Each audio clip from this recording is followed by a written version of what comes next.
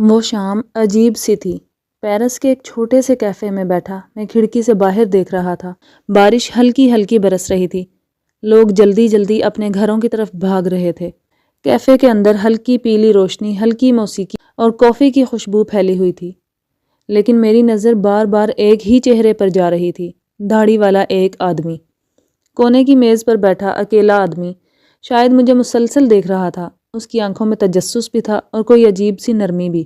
پہلے میں نے توجہ نہ دی، لیکن جب 3 بار مسلسل دیکھا تو دل میں خیال آیا، یہ کون ہو سکتا ہے؟ کیا مجھے جانتا ہے؟ میں اپنی جگہ سے اٹھا اور اس کے سامنے جا کر بیٹھ گیا۔ جناب، کیا میں آپ کو جانتا ہوں؟ آپ مجھے دیکھ رہے تھے؟ اس نے مسکرا کر اپنا چشمہ ٹھیک کیا اور بڑی نرمی سے جواب دیا، نہیں، میں آپ کو نہیں جانتا، بس آپ کے چہرے میں ایک سکون دیکھا، ایک مانوسیت لگی، اس لیے شاید نظر رک گئی۔ میں نے پوچھا، آپ مسلمان ہیں؟ اس نے مسکرا کر نفی میں سر ہلایا، نہیں، میں مسلمان نہیں ہوں، میں جارڈن کا یہودی ہوں، ایک روبی، اور پیرس یونیورسٹی میں اسلام پر پی ایچ ڈی کر رہا ہوں۔ اس جواب نے مجھے چونکا دیا۔ اسلام پر پی ایچ ڈی، اور وہ بھی ایک یہودی؟ میں تھوڑا سا آگے ہو کر بیٹھا، کس موضوع پر پی ایچ ڈی کر رہے ہیں؟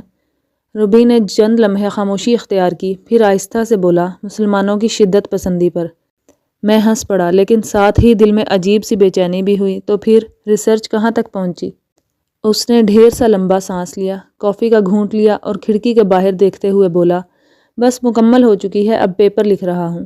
میں سیدھا ہو گیا، دلچسپی بھی بڑھ گئی۔ فائنل نتیجہ کیا نکلا؟ وہ لمحہ ایسا تھا جیسے کسی نے وقت روک دیا ہو۔ روبی نے آہستہ سے بولنا شروع کیا۔ اس کے لہجے میں کوئی غرور نہیں، کوئی طنز نہیں، بلکہ احترام، حیرت اور ایک عجیب سی سچائی تھی۔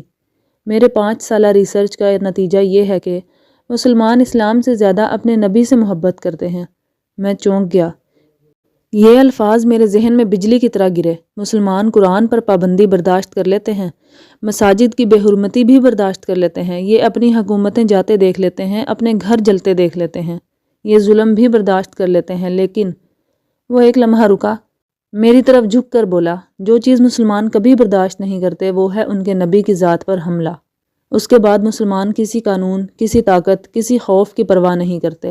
میں سانس روک کر اسے دیکھتا رہا۔ میری تحقیق کہتی ہے کہ مسلمانوں کی غیرت، ان کی ہمت، ان کی تحریک، سب کچھ محبت رسول صلی اللہ علیہ وسلم سے جنم لیتا ہے۔ آپ انہیں کچھ بھی کر لیں، جب تک نبی کی ذات محفوظ ہے مسلمان خاموش رہتے ہیں، لیکن جیسے ہی کوئی ان کے رسول صلی اللہ علیہ وسلم کی بات کو یا ان کی حرمت کو چھیڑ دیتا ہے، یہ پہاڑ بن کر اٹھتے ہیں۔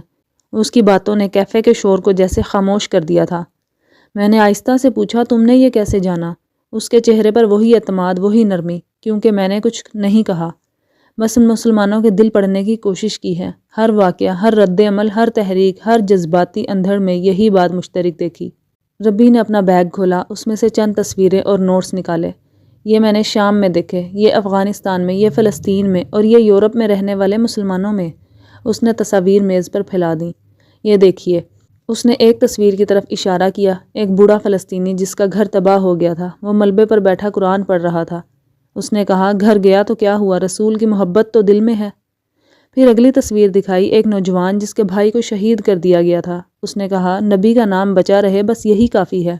پھر اس نے ایک اور تصویر اٹھائی، یہ فرانس کی یونیورسٹی میں ایک مسلم لڑکی کی ہے۔ اس نے کہا کہ میں کسی بھی چیز کی توہین برداشت کر سکتی ہوں، لیکن اگر کسی نے میرے نبی کی شان میں گستاخی کی تو میں آخری سانس تک لڑوں گی۔ روبی نے آہستہ سے کہا، یہ کیسا مذہب ہے جس کا مرکز ایک انسان کی محبت ہے؟ یہ محبت جوڑتی بھی ہے، اکٹھی بھی کرتی ہے، لڑا بھی دیتی ہے۔ میں نے پوچھا، تو پھر نتیجہ کیا نکلا؟ اس نے ایک جملہ کہا، ایسا جملہ جس نے میری دنیا بدل دی۔ جس دن مسلمانوں کے دل سے نبی کی محبت کم ہو گئی، اسلام ختم ہو جائے گا، کیونکہ اسلام کی روح محبت رسول ہے۔ روبی نے کافی کا مگ میز پر رکھا اور اپنی کرسی سے تھوڑا آگے ہوا۔ میں نے یہ بھی دیکھا کہ جب مسلمان نماز پڑھتے ہیں تو ان کے دل میں اللہ کا خوف ہوتا ہے، اور جب نبی کا نام لیتے ہیں تو ان کی آنکھوں میں عشق ہوتا ہے۔ یہ دونوں جذبے مل کر انہیں ناقابل شکست بنا دیتے ہیں۔ پھر وہ آہستہ سے ہنسا۔ آپ لوگ سمجھتے ہیں کہ مسلمان غصے میں جلدی آ جاتے ہیں؟ نہیں، مسلمان غیرت عشق میں جلدی آتے ہیں۔ اس نے انگلی اٹھا کر سمجھایا، اسلام کی جڑ نبی صلی اللہ علیہ وسلم ہے۔ نبی نہ ہوتے تو قرآن بھی نہ ہوتا، امت بھی نہ ہوتی، ایمان بھی نہ ہوتا۔ یہ سارا مذہب عنوان محمد صلی اللہ علیہ وسلم کے بغیر ادھورا ہے۔ میں حیرت میں ڈوبا ہوا تھا۔ اس نے اپنا بیگ روبی نے اپنا بیگ اٹھایا، کھڑا ہوا، چشمہ ٹھیک کیا اور مسکرا کر کہا، میرا پیپر جلد مکمل ہو جائے گا، لیکن سچ یہ ہے کہ میں نے اپنے پی ایچ ڈی میں جتنا سیکھا اتنا خود مسلمان شاید نہ جانتے ہوں۔ اس نے میری آنکھوں میں آنکھیں ڈال کر کہا، اسلام زندہ ہے کیونکہ محمد زندہ ہیں، دلوں میں، زبانوں پر اور ہر اس دم میں جو صلی اللہ علیہ وسلم کہتا ہے۔ جس دن یہ محبت ختم ہوئی اسلام ختم ہو جائے گا۔ پھر ہاتھ بڑھایا، خدا حافظ میرے دوست، میں یہودی ہوں لیکن آج مجھے تمہارے دین کی روح نظر آ گئی۔ یہ روح تم لوگوں کے پاس ہے، اسے کھونا مت۔